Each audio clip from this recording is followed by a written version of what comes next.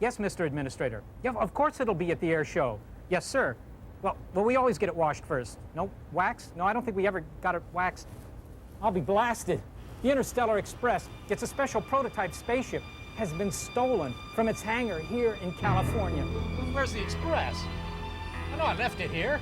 Hey, no.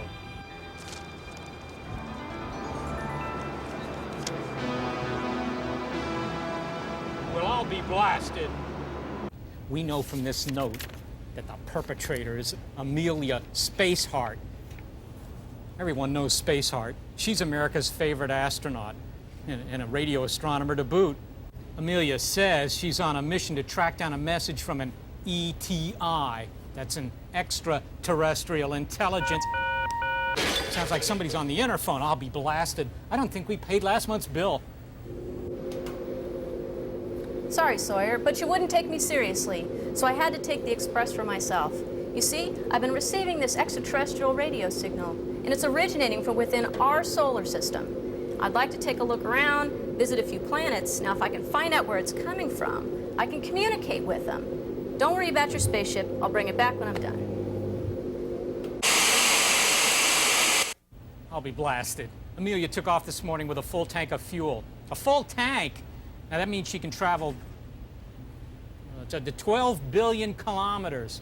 Now, our average speed is 1,000 kilometers per second, so averaging the fuel and the speed, that she can be up there for 140 days. Lieutenant Onsen, give me that inflatable spheroidal terrestrial cartographic representation, will you? The globe. Now, let's see, 1,000 kilometers per second. That means she can go from California to New York in 4.5 seconds, California to China in 6 seconds, the Earth to the Moon in 6 minutes. We can't track her because she's turned off the auto beacon and the computer link. We can't monitor her life support systems, and we can't send refresh signals to her onboard computer. Now, this could be serious if any of the Interplanetary Express's computer modules should fail. Amelia has enough grub and water for 14 months, more than enough for most travel needs. But we don't know what she has in mind. And the Fleaberg Air Show's coming up pretty soon. Look, space detectives, we need your help. Can you help us keep track of Amelia? She's out there. The solar system. A lot of space, a central star. A few planets. Jupiter. Saturn. A sprinkling of asteroids. Trace Amelia's travels and try to figure out where she's going before she gets there. We need some more information. Fortunately, Dr. Orbit, a former child genius who's now an adult genius, is with us. Dr. Orbit, you excellent role model, you. Whoa! She's really done it! Amelia has taken off with the Interplanetary Express. Unlike that bureaucrat over there, I'm not so worried about this. I think it's very fascinating, and I hope we can learn a thing or two about the solar system from it. Now, Amelia is checking out a signal that she thinks is coming from an extraterrestrial civilization. Let's have a look at this chart to see where she may be searching. Here in the center of our solar system is the Sun. Close to it are 4 small rocky planets, all going around it in the same direction: Mercury, Venus, the Earth, and Mars. Farther away from the Sun are 4 giant planets called gas giants: Jupiter, Saturn, Uranus, and Neptune. Finally, the last planet is Pluto, a little oddball double planet with a very large moon named Charon. She's out there somewhere. My hunch is she only has enough fuel to make it to Jupiter and back. Good luck, science detectives. Fascinating. A few $1 billion worth of high-tech hardware, and she takes it on a joyride? I'll be blasted.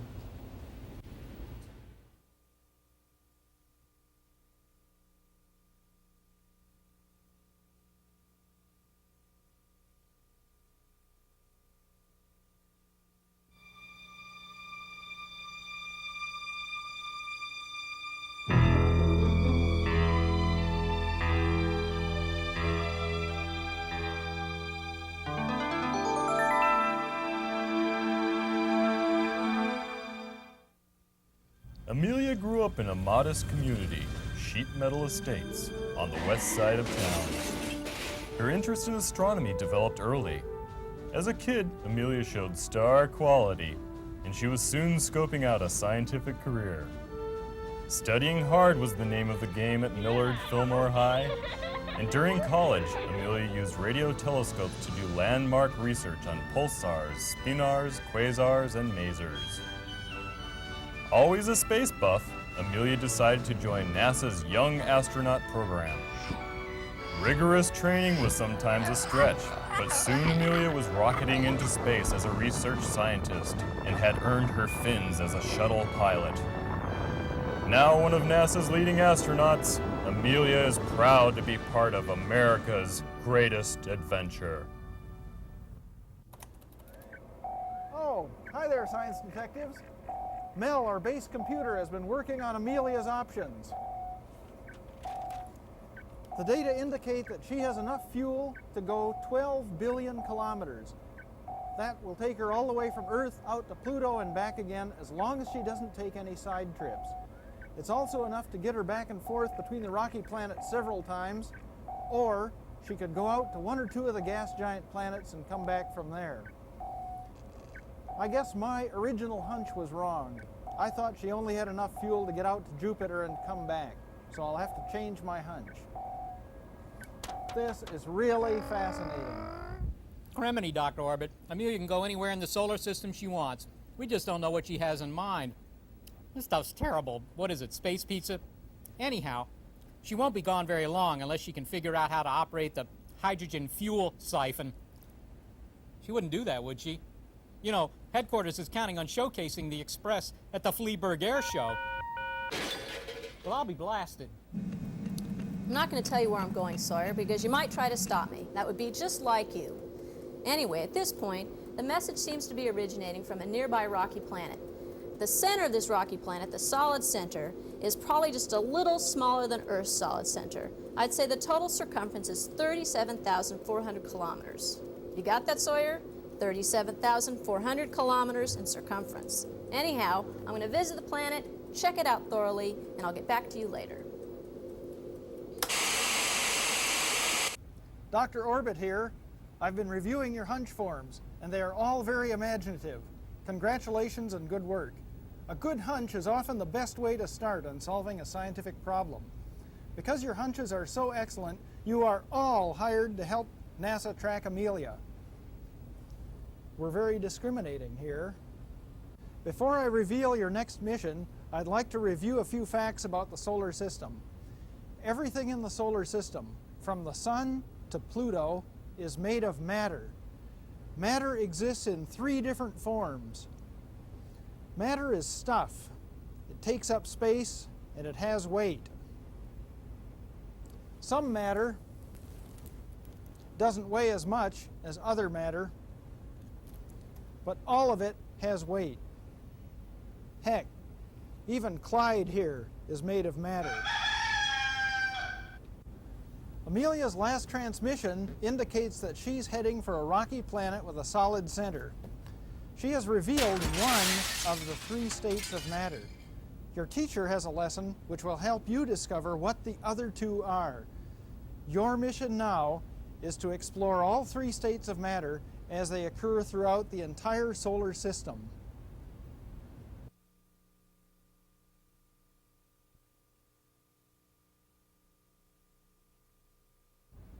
I wonder if Amelia realizes how much useful information she gave us in that last message. We have a team of scientists standing by to analyze every word that she says. You'll notice she said something about the solid centers of planets. If you're wondering what that means, let's take a look at a couple of models of planets to find out. This is a model of a gas giant planet. If I could reach into the atmosphere to see what's inside there and actually open it up, I would find that there's an ocean under all of that atmosphere. If I could now open up the ocean to find out what's inside it, I would find that inside the planet is a solid rocky center. The gas giant planet then consists of a solid rocky center, a lot of liquid around that, and a huge amount of gaseous atmosphere around that. Now, if we move over to a small rocky planet, we can see that it has a little bit of atmosphere, a little gas on it, a little bit of liquid on the surface, and we might ask, what's inside it? If we could cut it open and have a look, we would find that the center is also rocky and solid. You can easily see from comparing these two why one is called a gas giant and why the other is called a rocky planet. I hope this information helps. Good luck tracking down Amelia, science detectives. Dr. Orbit is counting on you, NASA is counting on you, and I, Buzz Sawyer, Under Assistant Honcho here at Space Command, am counting on you. If we don't get that Space Express back, the administrator is going to have my head. I like my head.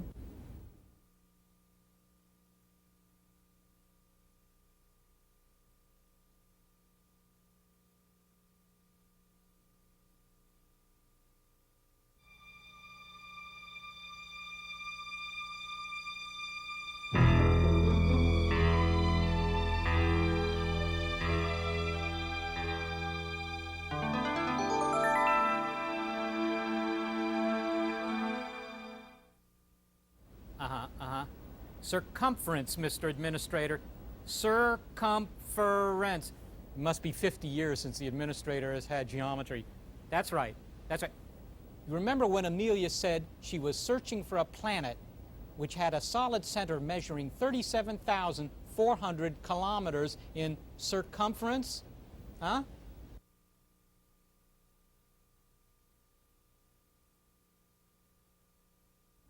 The NASA scientific team believes this will be a clue to Amelia's next step. See, the scientists are busy making scale models of the solid centers of the planets because this will tell us where she is.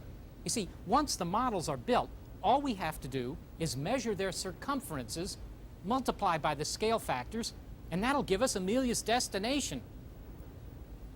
I have to deal with the administrator here, but you stand by for a science briefing. Yes, ma'am. You can also sit by. Yes, sir. Circumference. Yes, sir. I know it has 4 syllables. Hey, Sawyer, did you notice that Amelia gave us several clues in that last transmission? First, she mentioned the circumference of the rocky center of the planet that she's going to. Second, she said that that rocky center is just a little bit smaller than that of the Earth. Third, she said it's a rocky nearby planet. We're starting to form some hunches as to where she's going. This shows the Earth. Here's the solid rocky center. Here's a little bit of liquid on the outside and a gas atmosphere on the outside of that. Here's the rocky center of the planet she's going to. And she didn't tell us anything about whether it has any liquid or gas. This is really getting fascinating.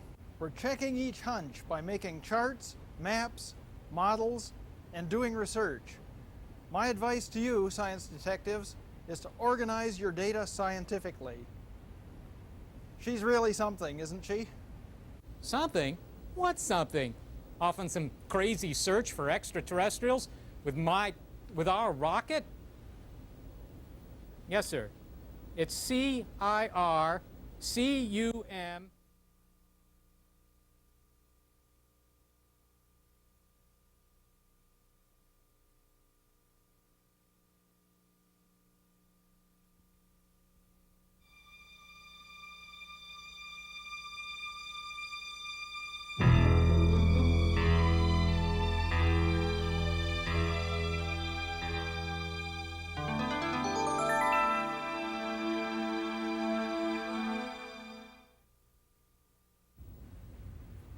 Good news, science detectives. Based on her last transmission, we think that Amelia might have gone to Venus.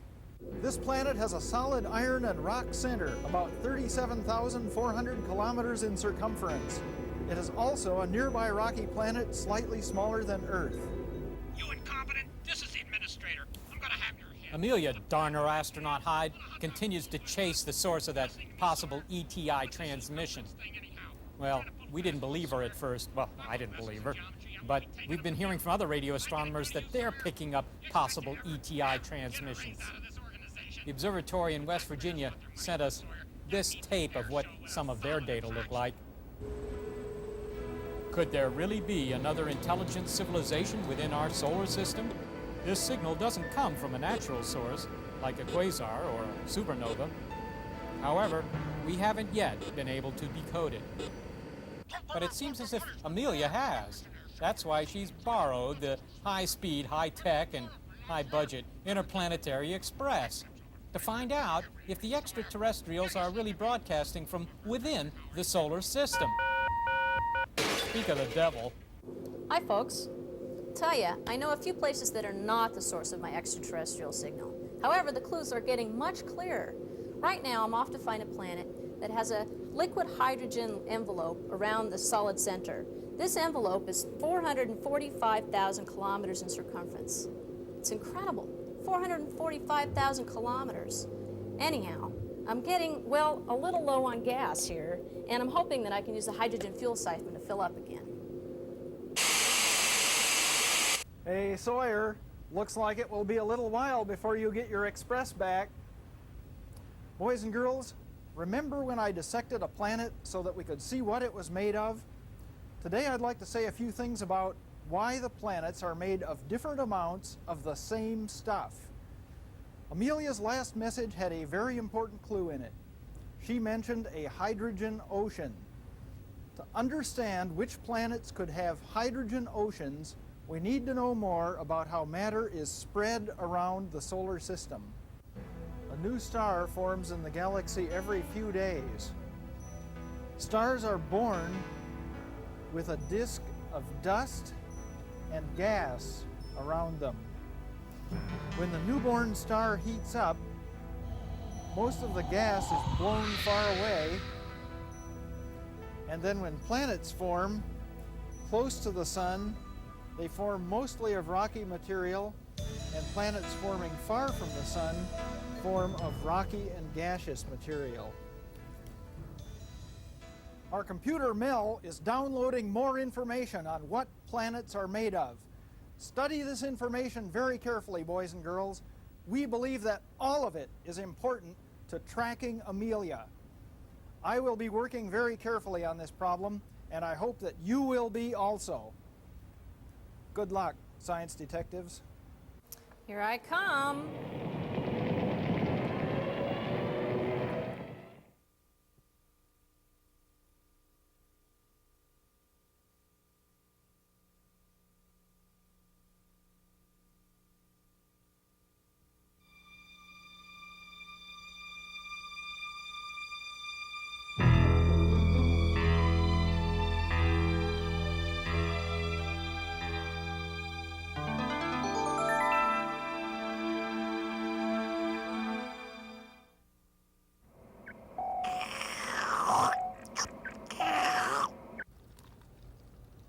Hi, Buzz Sawyer, Under Assistant Honcho at NASA's Space Command, talking to you again.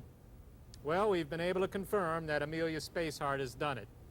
She's managed to use a 100-kilometer hose to siphon liquid hydrogen fuel from Jupiter. This means she can stay up there another 140 days. She can go another 12 billion kilometers. She's driving me to drink coffee. I don't have to tell you what that means. NASA Control, I'm happy to report that the hydrogen fuel siphon works beautifully. The Express seems to be designed around the most convenient fuel supply. Anyhow, I'm off to my next planet. This particular planet happens to be orbiting the biggest flaming ball of gas in the solar system. And I don't mean you, Sawyer. See you later. You're probably wondering what Amelia meant by flaming ball of gas. She's talking about a star. There's no hard surface on a star. Some stars die young, within 100 million years. And some stars live for 100 billion years. Stars produce enormous amounts of light. Planets don't do that. Your teacher has information on what the objects in the solar system are made of. Teachers? Who brought teachers into this? I'll be blasted. Ugh, tastes like hot rocket fuel. How do I know that? Just remember, any object that is a flaming ball of gas is made up entirely of gases. Please analyze the information that your teacher gives you very carefully. That Dr. Orbit thinks he's pretty hot stuff. I'll be roasted, blasted.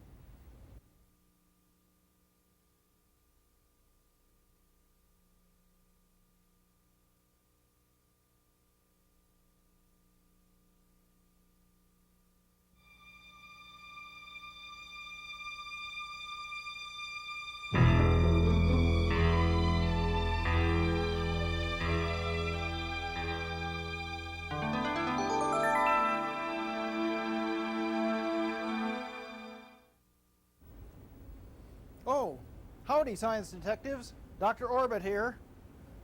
What a coincidence my name is. Amelia was obviously talking about our central star, the Sun, when she mentioned the biggest flaming ball of gas in our solar system. Actually, it's the only flaming ball of gas in the solar system. Well, lots of you have figured it out already, and one of our satellites has spotted the Interplanetary Express orbiting Mercury.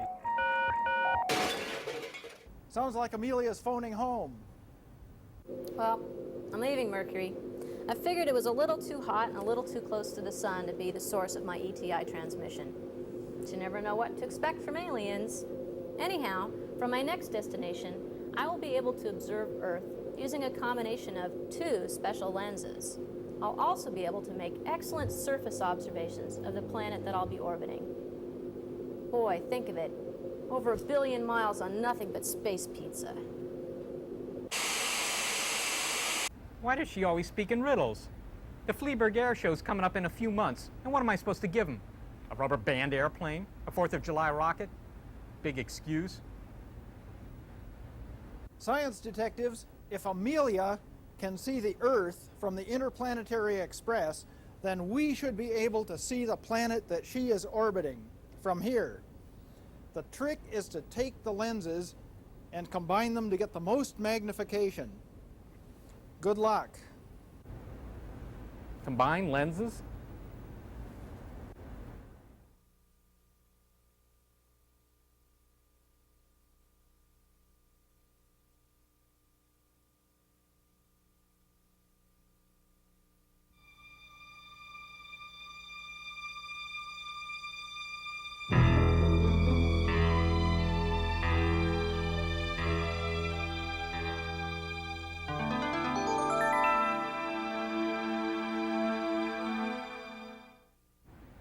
Amelia, bless her little space heart, gave us 2 clues in that last message.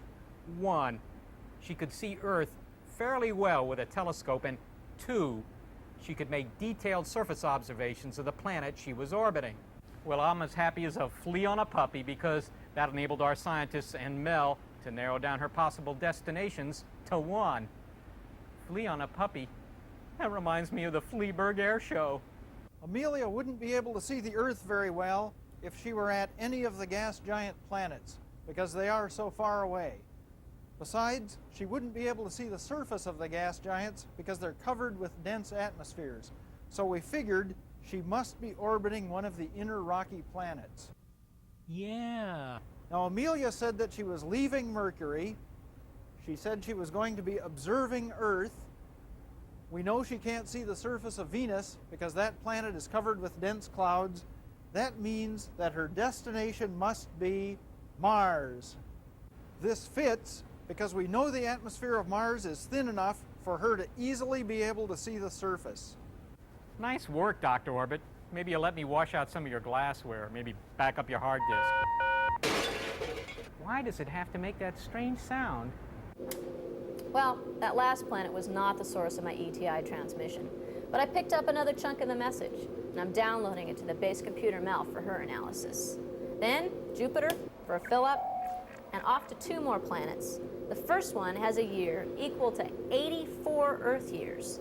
The second one has a year equal to 165 Earth years.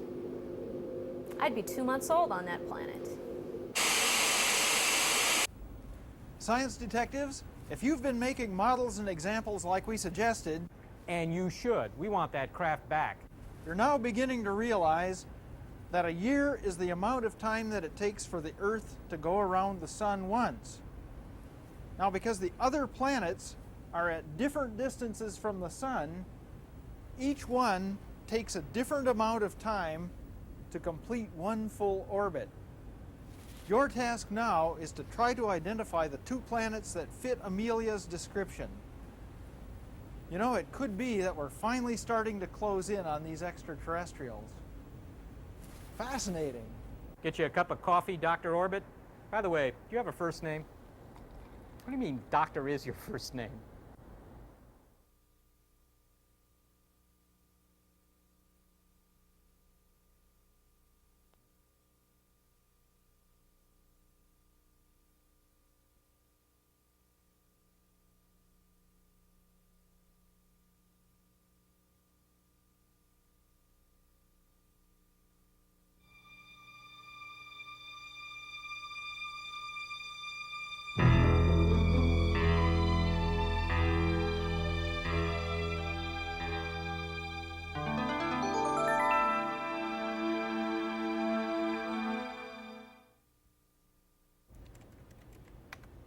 Well, Mel, what is the answer? I'm sorry, Buzz. Oh, come off it, Mel. You're a supercomputer, aren't you? I can't do that. See? Well, according to your analysis of the planetary orbits, it seems that Amelia has visited 2 outer planets. Uranus, with a year equal to 84 Earth years, and Neptune, with a year equal to 165 Earth years. Those last 2 planets were so far from the center of the solar system that the sun blended in with all the other stars. It was just a little bit brighter. Something you could be, Sawyer. Don't hassle me. At my next destination, I'm going to check out the planet that has the most rings and the most moons. More than any other planet in the solar system. See, I figure if the message isn't coming from the planet, maybe it's coming from one of the moons. 7 of the 9 planets in our solar system have moons. 4 of the 9 planets have rings. We're going to be researching moons and rings very carefully. Tell me, Mel, have you ever talked with an extraterrestrial? Other than you, Sawyer?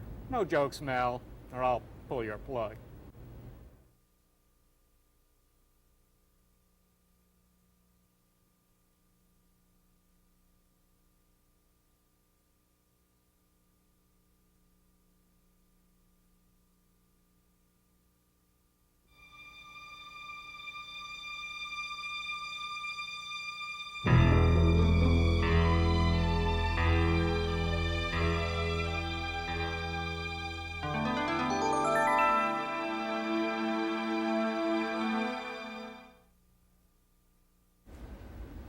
Well, she's still out there. But our research indicates that Amelia must have been talking about either Uranus or Saturn, because both have many moons and many rings.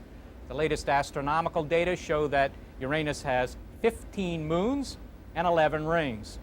For Saturn, 17 moons and at least 1,000 rings. So this information allows us to narrow down her location to, that's right, Saturn. Amelia's been out there a very long time. I hope she'll be coming home soon. NASA Control. I'm happy to say that I've totally perfected the use of the hydrogen siphon system. It was all those refueling stops at Jupiter. But I have better news than that. I figured it out. When you take this last part of the message and you add it to the other messages, it forms an image. It makes a picture that you...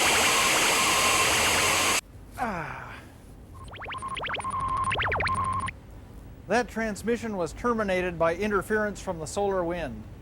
We don't know when we'll be able to reestablish contact. However, as a clue, we were able to isolate the view from the express window. Mel is now downloading a copy for you. We hope that our planet models will give us enough information to figure out where Amelia is. Could this be where the extraterrestrials are camped out?